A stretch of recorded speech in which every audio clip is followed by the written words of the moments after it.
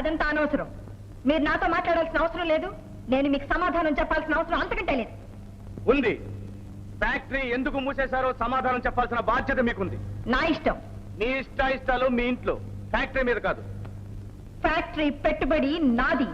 పెట్టుబడే మీది, దాని మనుగడ ప్రజలది, పాలసీ ప్రభుత్వం అనేది, భవిష్యత్తు కార్మికులది. మీ ఇష్టం వచ్చినట్టు ఫ్యాక్టరీ మూసేసే హక్కు మీకు లేదు. చట్టం అనేది ఒకటి ఉంది. ప్రతి చట్టానికి వెనుక సవరణ అనేది ఒకటి ఉంటుంది.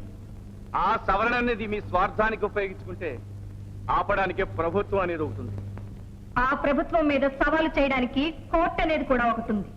దానికంటే ముందు రాజీకి రావడం మనుషులు చేయాల్సిన పని. అందుకే వచ్చాం. రాజీకొచ్చి మీకు తల వంచడం కంటే ఫ్యాక్టరీ మూసేసి జైల్లో కూర్చుంటారు. బెదిరిస్తున్నారా? లేదు, తెగిస్తున్నాను. తెగతెంపులు చేసుకుందామనా? తెగిపోయే వాటిని పట్టుకుని వేలాడడం నాకు అలవాట్లేదు. తెగిపోయిన తర్వాత ముడి వేయడానికి ప్రయత్నిస్తే ముడిగానే మిగిలిపోతుంది. నా మూడు ముళ్ళు గట్టిగా ఉన్నంత వరకు ఏ ముడి తెగినా నాకు భయం లేదు. మేడం, ఇంతకీ మీ నిర్ణయం ఏమిటి? కోర్టులో తేల్చుకోండి. అలాగే, ఆవిడ చెప్పినట్టు కోర్టులోనే తేల్చుకుందాం. కోర్టులో మనకు న్యాయం జరుగుతుందంటారా? న్యాయానికి ఎప్పుడు న్యాయం జరుగుతుంది. ఇదిగో వకాల్ తఫా. ఈ యూనియన్ లీడర్ గా మీరు దీని మీద సంతకాలు చేయండి.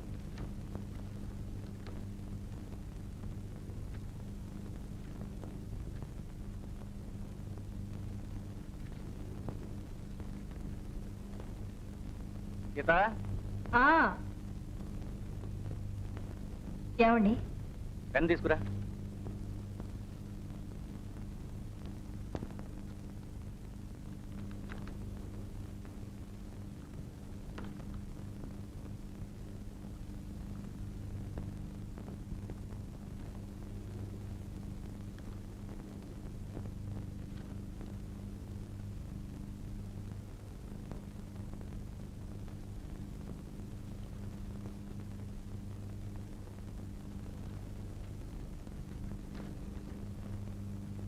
Wish you all the best mister Ramu. Thank you sir. మీ వర్కర్లకు తప్పక విజయం కలుగుతుంది. వస్తాను. పేదవాళ్ళకు న్యాయం జరిగేటట్టు ఈ కేసులో మేము గెలిచేటట్టు ఆశ.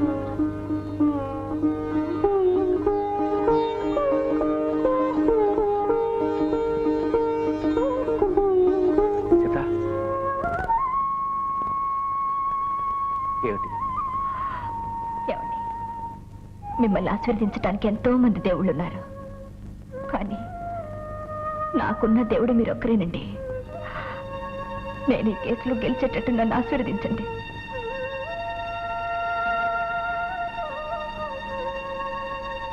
న్యాయానికి తప్పకుండా విజయం కలుగుతుంది.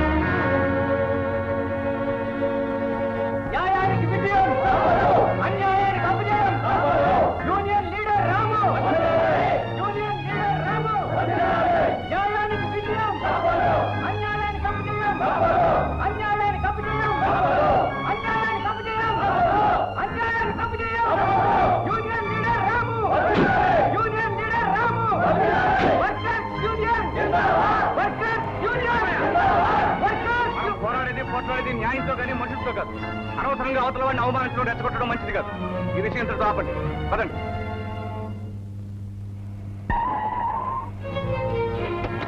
దేవుడు చాలా పొగరబోతుగా సమాధానం ఇచ్చావే. చూసావా మా రాముడు ఏమనుకున్నావు? తొక్క చించేస్తాడు. వర్కర్స్ అంటే ఏమిటో ఇప్పటికైనా తెలిసిందా? నీ దగ్గర డబ్బు ఉంటే నెత్తికేసి కొట్టుకోయిందే. ఓడిపోయిందిరా. నోరు మూసేయాలండి. అంతాను రాస్కల్స్.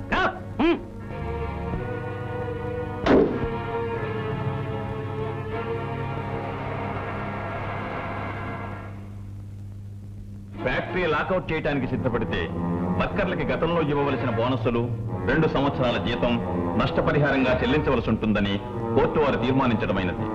2 సంవత్సరాల జీతం నష్టపరిహారంగా చెల్లించవలసి ఉంటుంది. 2 సంవత్సరాల జీతం నష్టపరిహారంగా చెల్లించవలసి ఉంటుంది. 2 సంవత్సరాల జీతం నష్టపరిహారంగా చెల్లించవలసి ఉంటుంది. నేను ఓడిపోలేదు సీత. నేను ఓడిపోకూడదు. ఆ వర్కర్స్ ముందు నేను ఓడిపోకూడదు సీత. ఉన్న ఆస్తి పోయినా సరే, నేను నడి రోడ్డు మీదకి వచ్చినా సరే, కోర్టు చెప్పిన ప్రకారం నేను నష్టపరిహారం చెల్లించను. నేను బ్రతికుండగా నేను చెల్లించనిస్తానా సీత?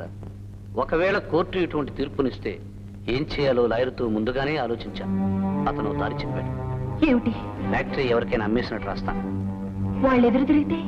ఊరికే ఎందుకు అమ్ముతాం? డబ్బు తీసుకుని అమ్ముతాం. ఆ ఫ్యాక్టరీ ముందెప్పుడు తనఖా పెట్టినట్టు, అది తీర్చలేక అమ్మేసినట్టు కాగితాలు రాసుకుంటాం. అలా చేయొచ్చా? చేయొచ్చా సీత? ప్రతి ఊరికి ఓ దారి ఉంటుంది, ప్రతి దారికి ఓ అడ్డదారి ఉంటుంది. ఏ అడ్డదారి నుంచి వెళ్ళినా ఊరు దాటిపోవడానికి ఓ దారి దొరుకుతుంది. నువ్వుండు, నేను సేట్ గారిని తీసుకొస్తాను. న్యాయం జయించింది, ధర్మం జయించింది, నువ్వు జయించావు. అదంతా బయట నీకు ఉద్యోగం. కానీ భర్తగా జీవితంలో ఓడిపోయావురా. భార్య అపజయం భర్తకెప్పుడు అవమానమేరా. అందులో సీత లాంటి పిల్ల ఇలాంటి అవమానాన్ని అస్సలు తట్టుకోలేదు. మన వృత్తులు మన కాపురాలను కూల్చకూడదరా. వెళ్ళి ఆ అమ్మాయిని తీసుకురా.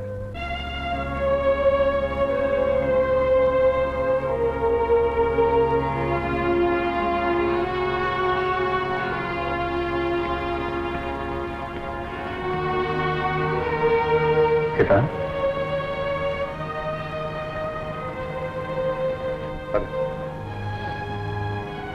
ఎక్కడికి? ఇంటికి. ఎవరింటికి? మన ఇంటికి. మన ఎదప్పటి నుంచి? సీత, మన అనేదానికి అర్థం తెలుసుంటే మనిషిగా ప్రవర్తించేవారు. సీత, నా అనుకుంటే ఇంత అవమానం చేసిండేవారు కాదు.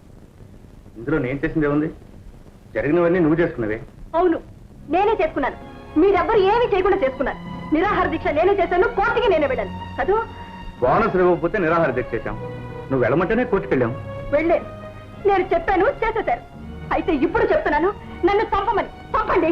సీత, నువ్వు బాధపడతావని తెలిసి కోర్టుకు వెళ్ళే ముందు నీ దగ్గరికి వచ్చాం. వచ్చారు. ఎవరితో? ఆ కోతి ముగ్గు. వాళ్ళందరి ముందు గొప్ప చూపించుకోవాలి కథానాయకులు వెనకేసుకొచ్చారు. వాళ్ళందరి ముందు నా పని నుంచి రాజీ చేసుకుపోదాం అనుకున్నారు. మీరు మీ గొప్ప చూపించుకోవాలనుకున్నప్పుడు నేను నా గొప్ప చూపించుకోవడంలో తప్పే ఉంది. సీత, నేను ఆ ఉద్దేశంతో రాలేదు. నీ మంచి కోరి నేను ఒప్పించాలని వచ్చాను. మంచి? మీరు నా మంచి కోరేవారైతే మీరు ఒక్కరే వచ్చుండేవారు.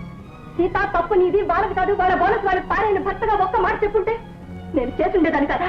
ఏ ఆ హక్కు మీకు లేదా? లేదు. ఎందుకు లేదు? సమస్య భార్యాభర్తల మధ్య కాదు, ఓనర్కి వర్కర్లకి మధ్య. ఆ ఓనర్ ఎవరు? మీ భార్య కాదా?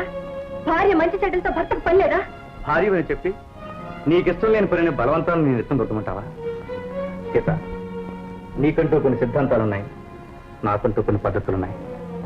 నా పద్ధతులకు భార్యగా నువ్వు అడ్డు రానప్పుడు భర్తగా నీ సిద్ధాంతాలకు నేను ఎందుకు అడ్డు రావాలి? ఇప్పుడు అంతకంటే తక్కువేం చేశారు? కోర్టుకు ఎక్కించారు, నవ్వులు పాలు చేశారు. అందుకే సీత, పెళ్లికి ముందే చెప్పాను, ఒక లాంచి ఒక నావ కలిసి ప్రయాణం చేయలేమని. నిజమేనండి. దాని అర్థం అప్పుడు తెలుసుకోలేకపోయాను, ఇప్పుడు తెలుసుకుంటున్నాను. నావకి చిన్న సొంత దొరికితే చాలండి, ఎటైనా తప్పించుకుంటుంది. ఒకవేళ మునిగినా అది ఎప్పుడోకప్పుడు ఏదో ఒడ్డుకుని వస్తుంది.